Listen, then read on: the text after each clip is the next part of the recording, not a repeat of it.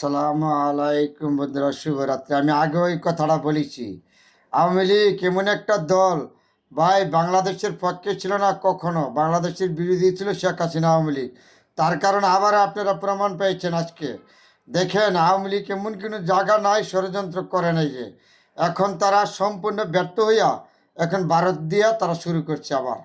দেখেন, বাংলাদেশের রিক্সার দিক দিয়ে ব্যর্থ হয়েছে, আইনজীবী যেখানে দেখেন বাংলাদেশে যত ষড়যন্ত্র করছে, রিক্সা করছে, এই যে লোন দিব আনছে ঢাকা শহর মানুষ রিক্সা শ্রমিকের সাথে, তারপরে বিভিন্ন আনসার দিয়া বিভিন্ন দিক দিয়ে তারা ষড়যন্ত্র, বাংলাদেশ কোনো জায়গায় আর পারে নাই, ব্যর্থ হয়ে গেছে।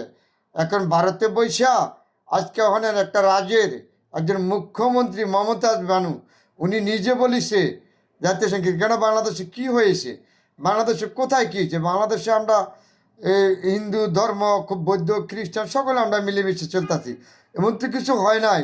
জাতীয় সংঘের হস্তক্ষেপ কামনা করতে হবে। আজকে মমতা বানু এই কথাটা বললো, একটা রাষ্ট্রের রূপে, স্বাধীন রাষ্ট্রের রূপে উনি হস্তক্ষেপ করে না। এটা আল্লাহ বুঝেন ভারত কী ধরনের ষড়যন্ত্র আমাদের বিরুদ্ধে করা শুরু করছে। তার মানে কি জানেন? আওয়ামী লীগ কীভাবে করতেছে। আওয়ামী লীগের কোটি কোটি টাকা ভারতে প্রচার করছে, জমাইছে। এই টাকা দিয়া আজকে ভারতের মিডিয়া কিনা রাখছে, ভারতের যত আছে যারা কথা বলে তাদেরকে কোটি কোটি টাকা আওয়ামী লীগ দিচ্ছে, দিয়ে আজকে বাংলাদেশের বিরুদ্ধে এই ষড়যন্ত্র আরম্ভ হয়েছে। যারা উপদেষ্টা আছেন, গোয়েন্দা সংস্কার আছেন, প্রশাসন আছেন, সবাই চোখ কান খোলা রাখবেন। বিভিন্ন রাজনৈতিক দল যারা আছেন, বিভিন্ন দেশপ্রেমিক যারা আছেন, লেখক যারা আছেন, প্রতিটা মানুষের প্রতি অনুরোধ, আপনারা দেশপ্রেমিক বাঙালি জাতি চোখ কান খোলা রাখেন।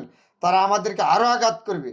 এই আওয়ামী লীগ বিদেশে বৈশা ভারতকে দিয়া আমাদেরকে আরও আঘাত করবে। সবাই চোখ কান খোলা রাখবেন। সকল উপদেষ্টাগণদের প্রতি বলেছি, প্রশাসনদেরকে তো বলেছি, সকল রাজনীতিবিদদেরকে বলেছি, সবাই চোখ কান খোলা রাখেন। ভারত আমাদেরকে কখনো সুখকে দিবে না থাকতে।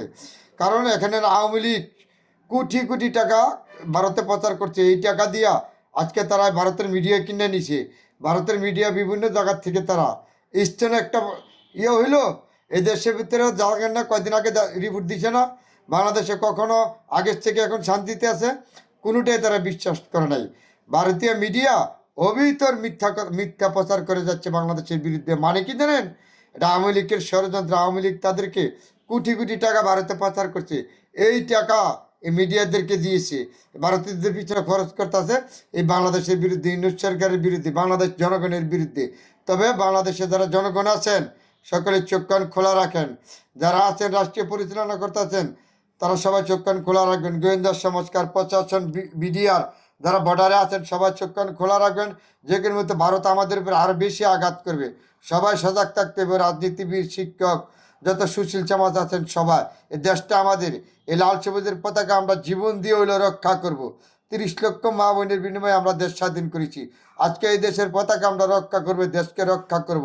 যতভাবেই হয় আমাদের জীবন চলে গেল, এই দেশ আমরা রক্ষা করবো। আমরা বাঙালি জাতি, সব জায়গায় যুদ্ধ করতে পারি, যুদ্ধের জন্য আমরা প্রস্তুত আছি ইনশাল্লাহ। বাংলাদেশ বাঙালি জাতি, আমরা গর্ব জাতি, বিশ্বের সাথে আমরা গর্ব জাতি।